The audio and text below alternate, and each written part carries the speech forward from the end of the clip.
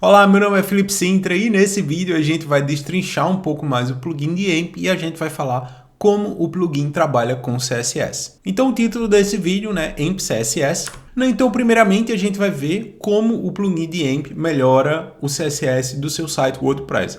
Muita gente pensa que o plugin de AMP é simplesmente um formato que o Google espera para exibir os top stories, mas o AMP ou AMP é um framework JavaScript que melhora a performance do seu site, assim focando na experiência do usuário.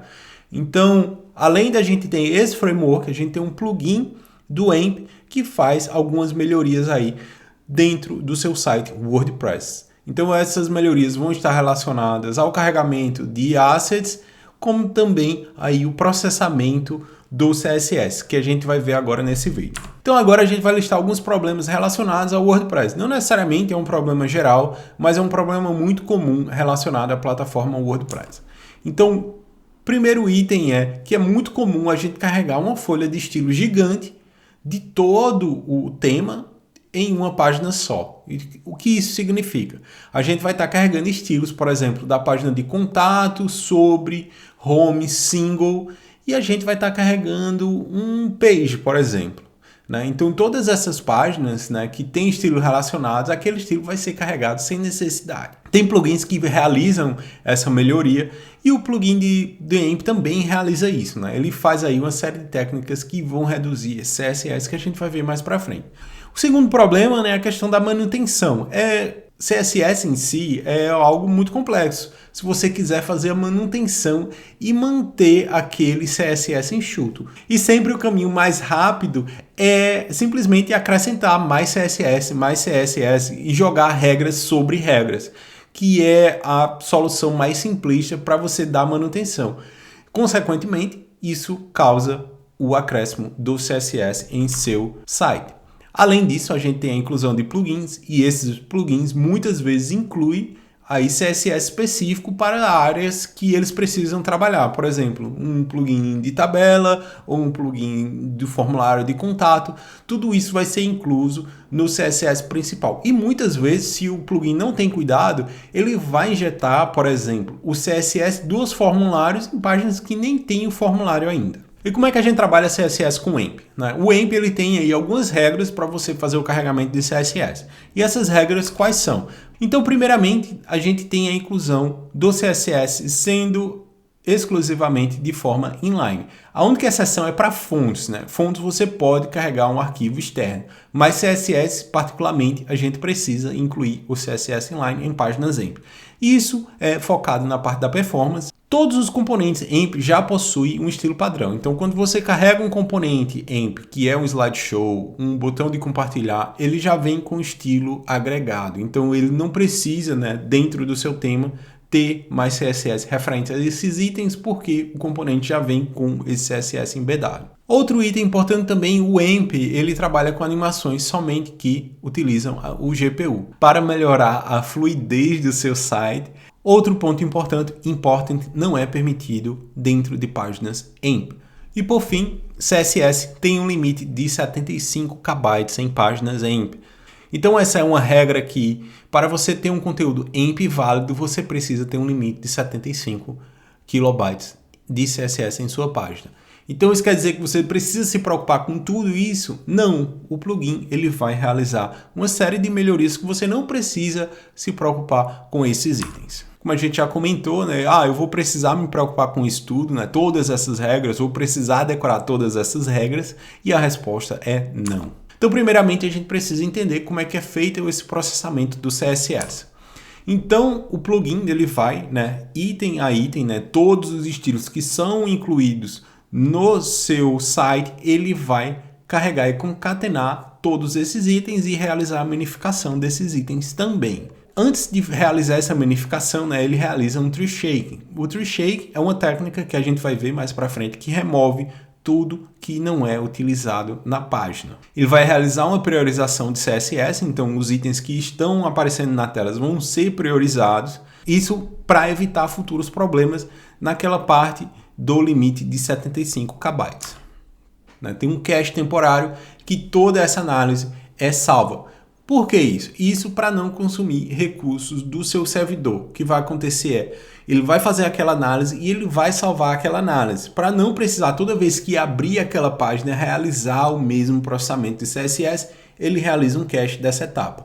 Então o que acontece, né? Você tem esse cache que vai armazenar esse processamento e ele só vai permanecer lá enquanto aquela página não mudar. Ok? Então você não vai precisar reprocessar isso toda vez que o usuário acessa a página, e sim, esse reprocessamento só vai acontecer quando você mudar o conteúdo CSS ou o conteúdo daquela página. E o Tree Shake, né? A gente falou sobre o Tree Shake, mas como é que ele vai funcionar? Primeiramente, ele vai remover todos os seletores que não existem naquela página. Então aquele problema que a gente falou anteriormente sobre ter CSS de páginas que não vão ser carregadas naquele momento, a gente exclui esse problema, porque a gente só vai ter o CSS que está relacionado àquela página. Então todas as declarações que estão relacionadas aos blocos que foram removidos também vão ser removidos. Então o que isso acontece? Vão ter plugins que não são compatíveis, ele vai ser removido. Ou regras que são indiretamente relacionadas a elementos que não estão na tela também vão ser removidos. E o plugin ele vai considerar os elementos que são dinamicamente adicionados pelo EMP. Claro que a gente tem uma execução de um pop-up ou de algum elemento que ainda não está na tela, o plugin vai cuidar disso para você também, você não precisa se preocupar com isso. E na parte do design responsivo, o EMP ele aprimora o design responsivo de uma série de componentes. Então, quando necessário, essas regras vão ser implementadas. E além disso, a gente usa de imagens responsivas também dentro do plugin.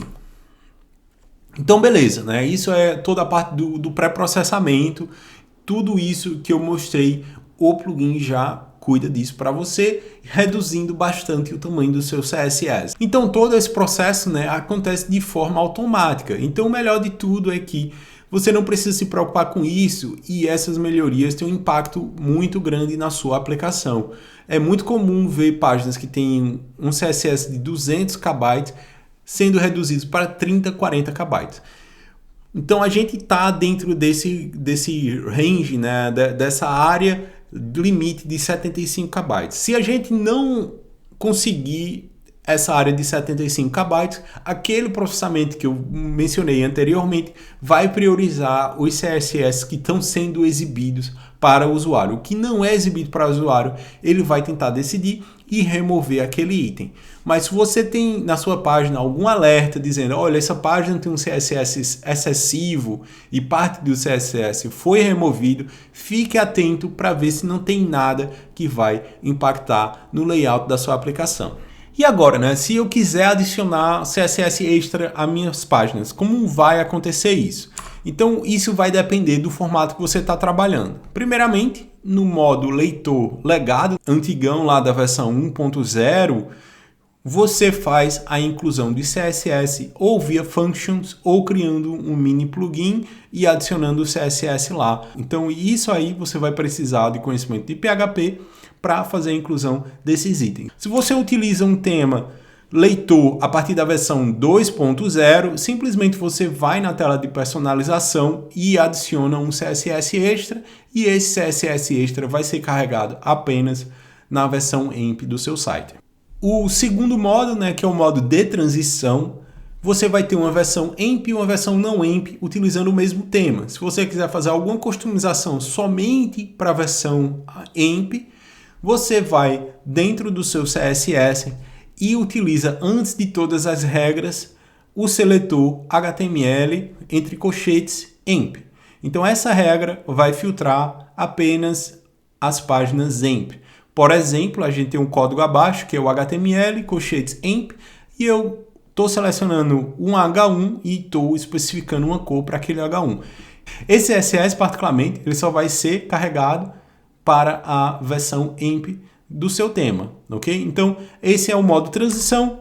O modo padrão, só existe uma única versão, então o CSS que você alterar na sua versão principal é o CSS que você vai ter. Nesse caso, particularmente, você vai trabalhar como se fosse uma página HTML normal e o resto, o plugin vai cuidar disso para você, ok? Só lembrando, mais uma vez, agora é um aviso que eu deixo em todos os vídeos relacionados ao EMP. Se você tiver alguma dúvida sobre o plugin, o plugin tem suporte em português. Vá lá no fórum do plugin, adicione sua pergunta que eu vou estar lá para ajudar vocês. E por fim, se você ainda não segue o canal, assine o canal para ficar por dentro aí de mais conteúdo como esse. Né? Se você também quiser mais conteúdo focado em desenvolvimento, deixa aí nos comentários. E um abraço e até o próximo vídeo. Falou!